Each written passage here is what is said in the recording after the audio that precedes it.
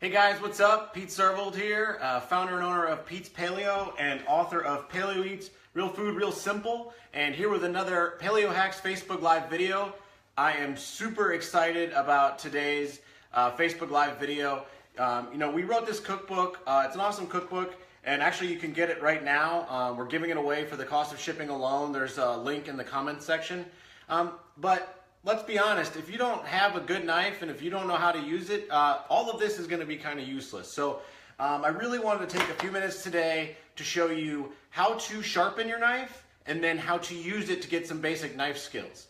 I think people really underestimate how important a good sharp knife is. A lot of times you'll find yourself when you're cooking, it feels like a lot of work. Well, one of the reasons that it feels like a lot of work is that your knife is, everyone say hi to Canella, your knife is dull or not a good knife to begin with, so you're working really hard to get through the vegetables. So that's point one. Point two, you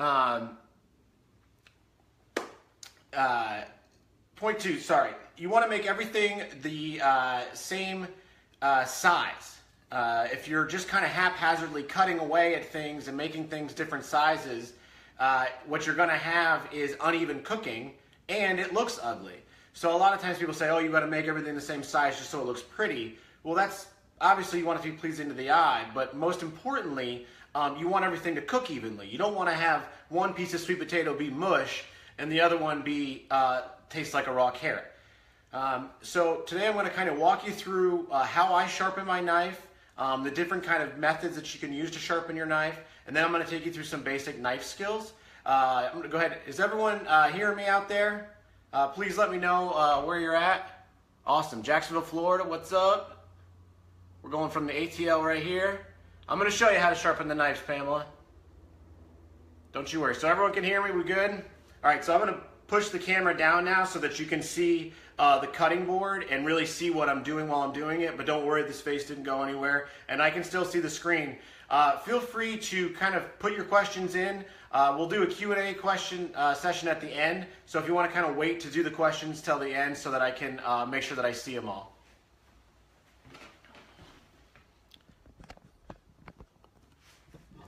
A little closer for you. Okay, so what I have here sitting in this beautiful pan right here is my whetstone. Now this is a Japanese whetstone. You can either use a oil stone or a whetstone.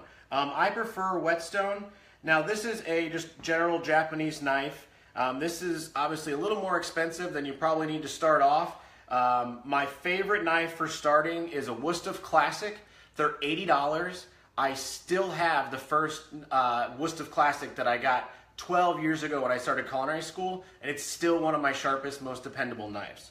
So what you want to do is once you have the whetstone sitting in water for about 10-15 minutes, is pick a good angle. And again, this is something that it's going to take a little bit of work. It's not something that you're going to get down right away.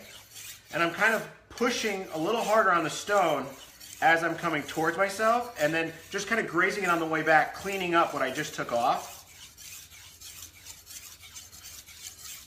Nice 15-degree angle. Now, if you don't want to take the time to do this and you don't have, a whetstone or an oil stone and don't feel like kind of getting into this, I guarantee you if you Google knife sharpening and the name of your city, that you have somebody that sharpens knife in your town. Chefs will sharpen their knife anywhere from once a week to once a month, depending on how busy their restaurants are.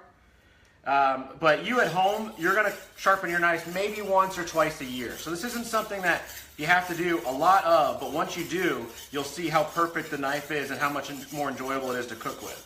So you can see kind of the residue that's coming off on the stone, how that black stuff right there, that's little bits of metal. That's stuff coming off of the knife. That's how you know you're getting stuff done. I always keep a little water bath next to me when I'm doing this and a towel underneath the stone so it doesn't go anywhere. So I keep my knives relatively sharp, so this is almost done.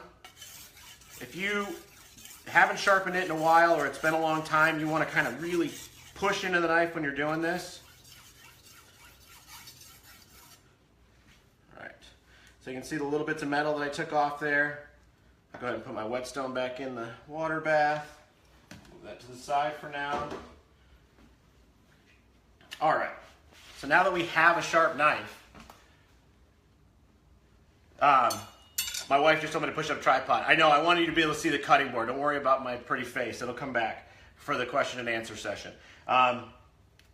We have a purple potato, which I already peeled because it's extremely phallic and you don't want to see that. And I won't give the internet that material. And then a carrot. So we're going to do some basic knife cuts with that.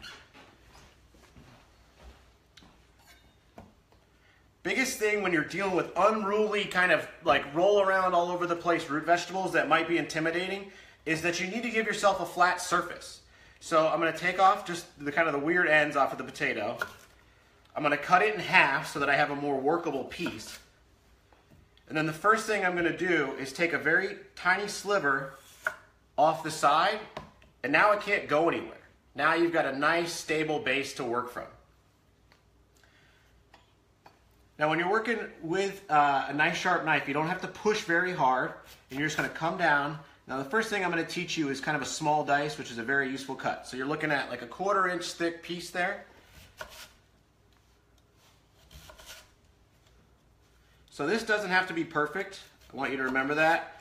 But what I often find is that people will, they won't make that last cut to get this little sliver there. See how it's a little thinner than a 1/4 inch? They'll just kind of leave like a fatty piece. Now your mind will see that fat piece and it'll really, really bother you. But if there's a piece that's smaller than most of your cuts, you won't notice that and it won't bother you. So it's really important, make that last cut. Always go to the very end. So you can see I've stacked up on a very flat surface the 1/4 slices that I just made. Now I'm going back the other way. And again, I've got just a little bit left here. I'm going to go ahead and cut that so that I don't end up with a fat piece. Now if you wanted to stop right here, you could. And you have sweet potato french fries. Or purple potato french fries rather. Okay? But we're going to go ahead and do a small dice. So I'm going to use the knife, line it all up. And one quick note about how you hold your knife. If you notice I'm using, we call it the claw in culinary school. You have your, the blade rests on your knuckle right here, okay? Now, this at first will be very uncomfortable, and you're really going to want to go back to this method of putting your fingers down and just kind of doing what's comfortable. I promise you, if you practice just for a week or two, it'll really become comfortable. And then what you can do is always know that the knife is not going to cut your fingers because it's up against your knuckle, so it won't come down on your fingers. And worst case scenario, if you do nick your knuckle, that's just a Band-Aid and you can keep going back to cooking and you're going to be all right. If you have your fingers out like this and you make a miss, that's a trip to the emergency room, and that's, you know what, you'll be your story of why you never cooked again. So again, go to the very end, give yourself these little pieces right here that everyone will kind of miss and won't care about so that you can get these beautiful, perfect little squares there. Now that's going to cook even, it's going to look beautiful. Now say you're making a stew, well then you can just, again, I'm going to give myself a flat surface to work off of, and then you can do a much bigger cut. Keep in mind, obviously, the bigger the cut, the slower it's going to cook. So this is a medium dice, which is about a 1/2 inch.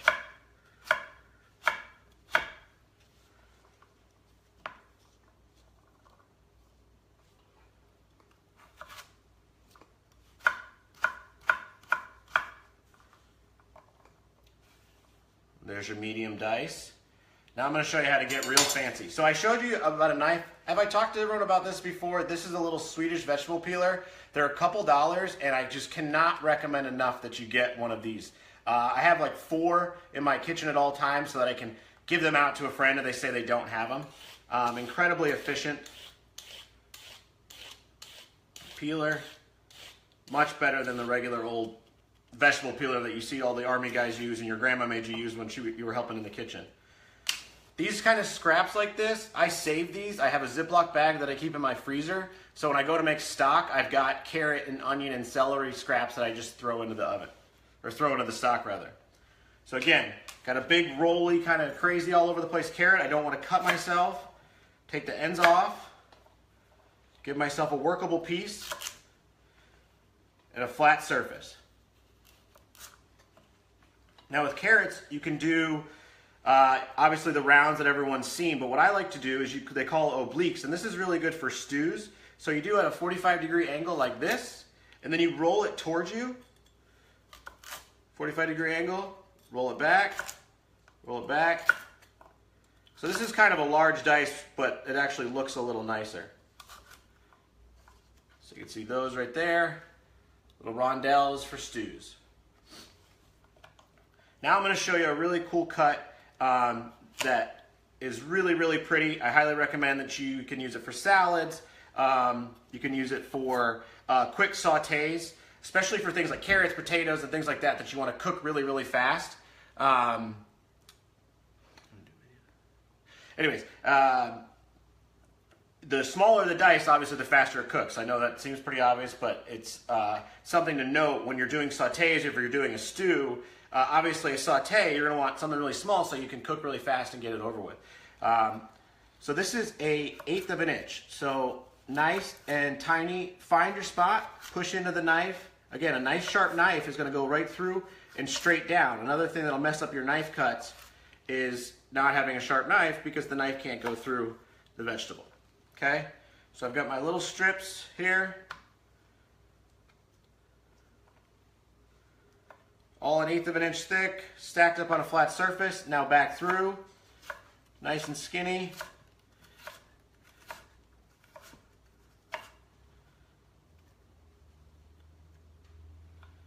So you could stop right here. You have these perfect little julienne carrot strips that are really beautiful, easy to make, nice to cook with. But if you want to make something really, really pretty, I highly recommend this.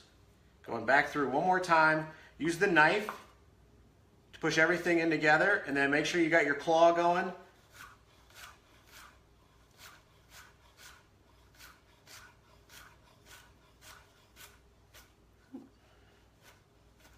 And all the way to the end. Don't leave that little piece that your brain will see and your guests will see. It'll ruin all your hard work. So there you got some really beautiful, this is called brunoise in French. I know it's a little fancy, but it's really, really cool and it's really pretty. And it's a really great way to work on your knife skills. So those are the basic knife cuts and the basic ways to kind of get things done in the kitchen efficiently. And again, have everything cook exactly the same. So that's how you use your knife. That's how you sharpen your knife. It's really simple. It's one of those things that the first time you do it, again, the claw is going to feel weird. You're not going to feel comfortable working with the knife in that way. But I promise you, if you take the time to get comfortable with that, you'll be so efficient in the kitchen. There's a reason why chefs, you know, when people come in, I can look right at the camera and I have no fear that I'm going to cut myself. Just like Ann Can Cook always was able to do it, because we're using the claw. So get comfortable with that, get comfortable with your knife, go out and buy a bag of carrots and practice, and then make carrot soup. It doesn't matter what any of the pieces look like because you're just going to turn it all into a big soup and puree it anyways. And also, it's really hard to take a cookbook and like Paleo Eats and make the ingredients in it if you're not following the instructions as far as the size of the ingredients with medium dice, small dice, all that kind of stuff. Also, just real quick, before I forget to mention, you can pick up Paleo Eats Real Food Real Simple right now. There's a link in the top of the comment section. I think we're giving it away for the cost of shipping alone, which is pretty rad. So feel free to check that out. Also, before I sign off, is there any questions on what we covered today? I want to give everyone a minute to ask.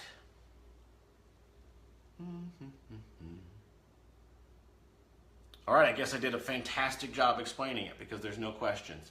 Well, again, I'm Pete with Pete's Paleo and PaleoHacks, and also author of Paleo Eats Real Food Real Simple. Check it out now. And someone just said about their kid cooking. So before I forget, let your kids do this. They are more able than you think. And you can go to the store and you can get like a lettuce knife and just let them practice cutting like romaine for a salad or radicchio for a salad with the lettuce knife, and get them really good at the claw and get them from the beginning handling their knife really good. It'll save you trips to the emergency room later and stitches and all those kind of stuff. Again, thank you so much for checking in. Pete with Pete's Paleo and PaleoHacks. My dog's name is Canella Tina. Thank you so much. You guys have a great day.